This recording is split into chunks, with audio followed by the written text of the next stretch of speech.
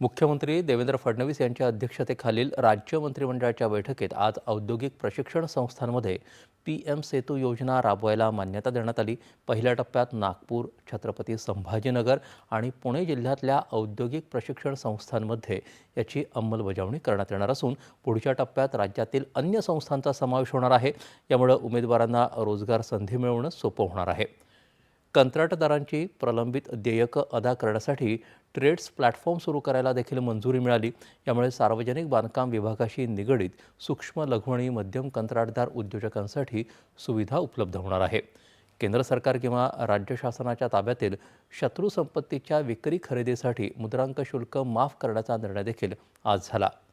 धुळ्यातील जवाहर शेतकरी सहकारी सूतगिरणीचं पुनरुज्जीवन करण्यासाठी राष्ट्रीय सहकारी विकास निगम यांच्याकडे शिफारस करण्यासाठी देखील मंत्रिमंडळानं मान्यता दिली।